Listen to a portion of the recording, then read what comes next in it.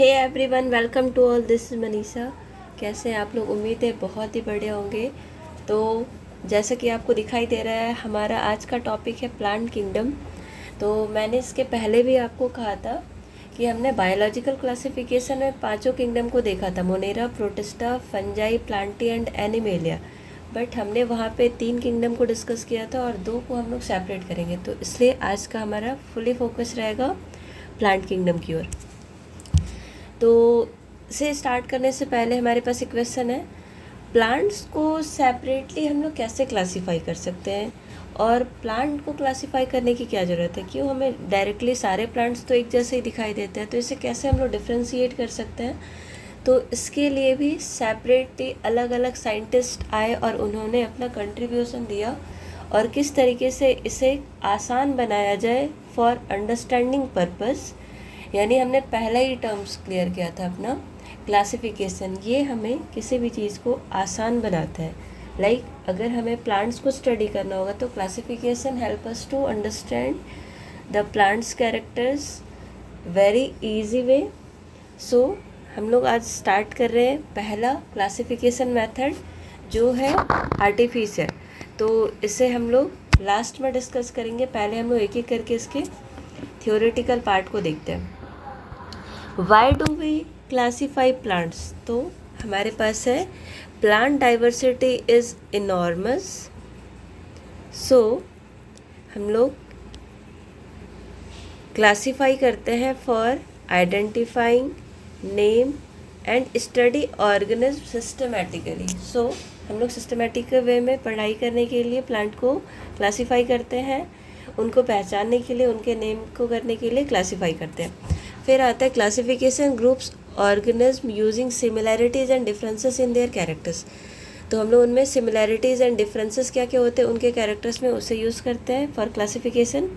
Then आता है modern classification increasingly consider evolutionary relationship. तो हम लोग नए वाले क्लासिफिकेशन मेथड में इवोल्यूशनरी रिलेशनशिप को भी ध्यान में रखते हैं। एंड एविडेंस फ्रॉम मॉर्फोलॉजी, एक एक टर्म को हम लोग अच्छे से समझेंगे। मॉर्फोलॉजी क्या होता है? Anatomy, embryology, cytology, chemistry and molecular data, ये सारे टर्म्स हम लोग समझते हैं। तो एक एक करके हम लोग सारे क्लासिफिकेशन मेथड को समझते हैं। तो सबसे पहले हमारे पास कौन से टाइप के क्लासिफिकेशन सिस्टम आए थे? आर्टिफिशियल इसे ऐसे भी याद रख सकते हो। इस पर बहुत ही कम, एकदम मुश्किल से कुछ कैरेक्टर्स को उन्होंने यूज़ किया था और ये आर्टिफिशियल सिस्टम ऑफ क्लासिफिकेशन देने वाले पर्सन कौन हो जाएंगे?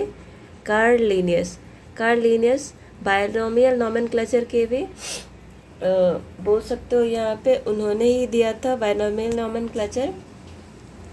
सो इनको यहाँ से ऐसे भी याद रख सकते हो। नेक्स्ट आता है हमारे पास नेचुरल, सेकेंड आर्टिफिशियल के बाद ये। यहाँ पे बहुत सारे कैरेक्टर्स को इन्होंने लिया था क्योंकि ये सुपरफिशियल है, कुछ कुछ कैरेक्टर्स को इन्होंने लिया था। सो मोर एडवांस हो जाएगा हमारा नेचुरल, ये था दिया हुआ बेंथम एंड हुकर।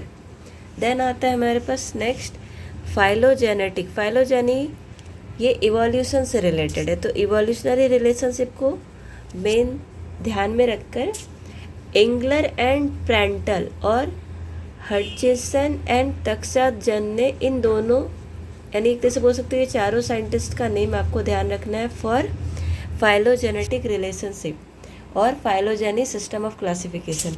फिर आता है हमारे पास न्यूमेरिकल और फेनेटिक। इसमें large number of observable characters plus numerical और कंप्यूटेशनल, मीन्स यहाँ पे हम लोग कंप्यूटर्स का यूज़ करते हैं इनको और आसान बनाने के लिए। इसमें कौन से, ये सब एडिशनल हो जाएगा, ये सब ना आपके एनसीईआरटी में मेंशन नहीं है बट आप ध्यान रख सकते हो। सोकल एंड स्लेट, इन्होंने इसके बारे में बताया। फिर आता है साइटोटैक्सोनॉमी। साइटोटैक्सोनॉमी किससे रिलेटेड हो जाएंगे? तो इनमें प्रेजेंट सेल के अंदर क्रोमोसोम नंबर, स्ट्रक्चर एंड उनके बिहेवियर, यानी एक तरीके से बोल सकते हो साइटोलॉजिकल एविडेंसेस। फिर आता है हमारे पास कीमोटैक्सोनॉमी। कीमो मीन्स होता है केमिकल। सो केमिकल के बेसिस पे हम लोग ऑर्गेनिज्म यानी प्लांट्स को क्लासीफाई कर रहे हैं यहाँ पे, यानी कि यहाँ पे सेकेंडरी मेटाबोलाइट्स हमने बायोमॉलिक्यूल्स एक मैंने वीडियो बनाया हुआ है मेटाबोलाइट्स में डिफरेंसेस प्राइमरी एंड सेकेंडरी, तो एक बारी अगर आपको डाउट हो तो उसके वीडियोस को डिटेल में देख सकते हो। सेकेंडरी मेटाबोलाइट्स थोड़े शॉर्ट में बता रही हूँ।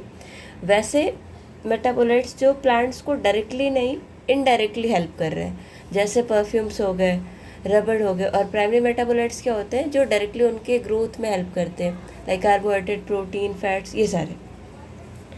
तो अब हम लोग नेक्स्ट देख रहे हैं मॉलिकुलर और मॉडर्न फाइलोजेनेटिक। मॉडर्न फाइलोजेनेटिक में क्या इन्वॉल्व हो जाता है?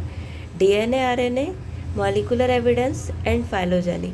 अगर ये आपको बहुत अच्छे से क्लियर नहीं हुआ तो हम लोग आगे इसे और डीप में समझ जाएंगे। ये एडवांस है, ये अभी करंट का हो गया, ठीक है, इसलिए मॉडर्न फाइलोजेनेटिक ये कहलाता है।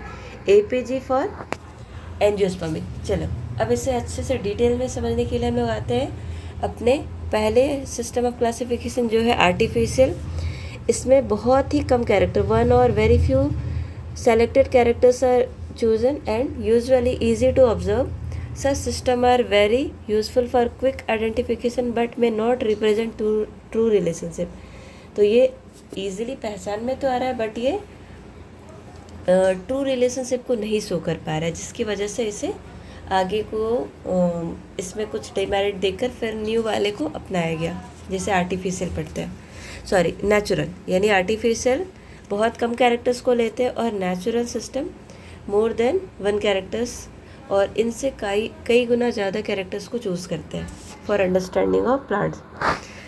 अब historical examples, Theophrastus father of botany, classified plants by habits such as herbs, shrub and trees. Linnaeus developed a famous artificial in sexual system using floral reproductive character. उन्होंने किस चीज़ को इंक्लूड किया था? फ्लोरल रिप्रोडक्टिव कैरेक्टर्स को for classification method. Then क्या है इसमें? यूज्ड मेनली द नंबर्स और arrangement of stamen and relationship of stamen to other floral parts. Floral parts means flower के पार्ट्स को बता रहे। हिज सिस्टम रिकॉग्नाइज 24 क्लासेस, ये सब एडिशनल है, हायर लेवल पे है। Important because it was simple and practical for identification. तो ये पहचानना आसान है क्योंकि फ्लावर्स के स्टेमन के नंबर्स को या उनके अरेंजमेंट के तरीके को देखकर इनको क्लासीफाई किया जाता है।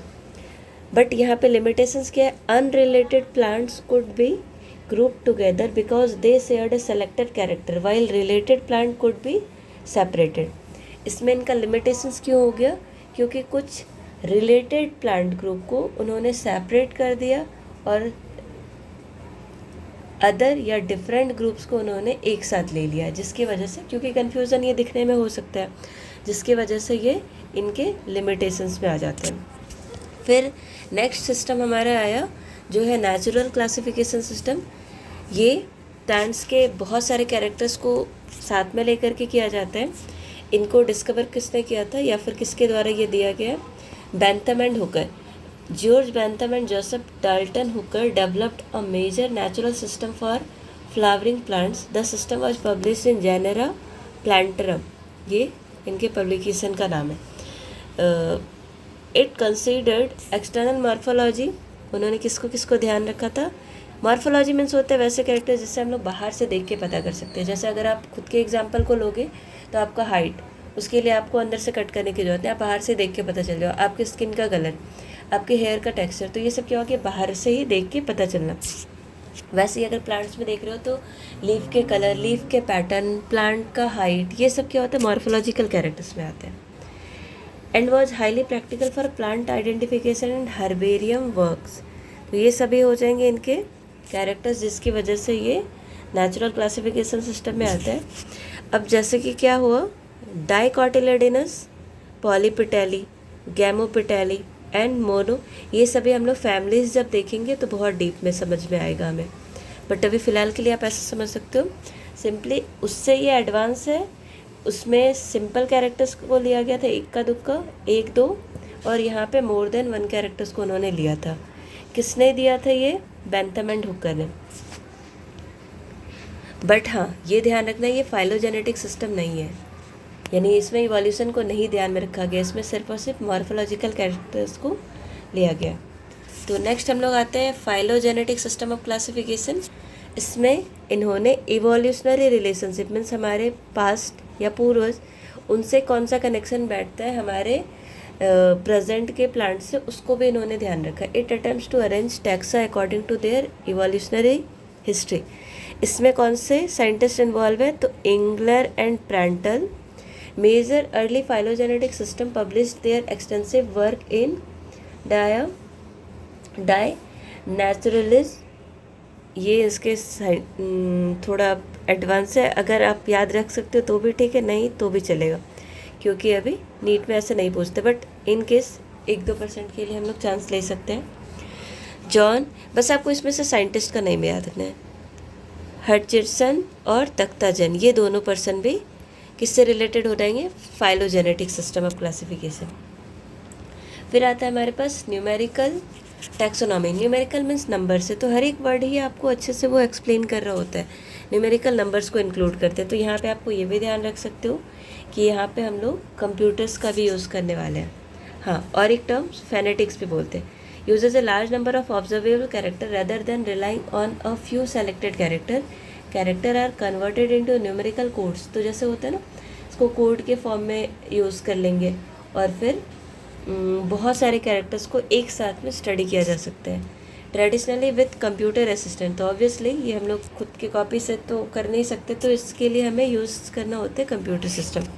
One advantage is that many characters can be considered simultaneously and given more objective numerical treatment and phonetic classification primarily compares overall similarity. It should not automatically be equated with evolutionary history.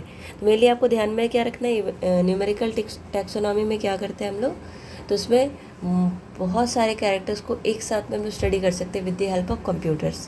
Then आता है cyto taxonomy. Cyto means होता है cell, तो obviously उससे related ये terms होंगे। Uses cytological information in classification. Important evidence include chromosome number, क्या क्या हो सकता है सेल के अंदर है, तो chromosome number, chromosome structure and chromosomal behaviour. फिर है useful when morphological character alone can not clearly distinguish different taxa. तो जब मॉर्फोलॉजिकल कैरेक्टर्स से सिर्फ हम लोग अंतर नहीं पता कर पा रहे, तो वहाँ पे हमें ये भी हेल्प कर देंगे और अच्छे से डिफ्रेंशिएट करने के लिए। फिर आता है हमारे पास नेक्स्ट कीमो। कीमो मीन्स क्या होता है, केमिकल्स। तो classification is supported by a chemical composition of an organism. इसमें क्या क्या आ सकते हैं, कौन कौन से पिगमेंट्स हैं, प्रोटीन्स हैं, एल्कलॉइड्स, फ्लेवोनॉइड्स, यानी जितने भी टाइप्स के केमिकल्स होते हैं इनके बेसिस पे हम लोग डिफरेंट ग्रुप्स को डिफरेंट क्लासिफिकेशन सिस्टम के थ्रू सेपरेट कर सकते हैं। क्लोजली रिलेटेड टैक्सा में so useful similarities in biochemical profile. ऐसा भी पॉसिबल है कि जो सिमिलर टैक्सा से बिलोंग करते हैं उनमें बहुत सारे कैरेक्टर्स में बायोकेमिकल कैरेक्टर्स सेम दिख सकते हैं। फिर आता है हमारे पास molecular and modern phylogenetic classification. इसमें क्या है, DNA sequencing, computational methods have transformed plant classification. Obviously हमें ये एडवांस टेक्नोलॉजी यूज़ करने को मिल रहा है। इससे molecular data can reveal relationship data difficult to infer from.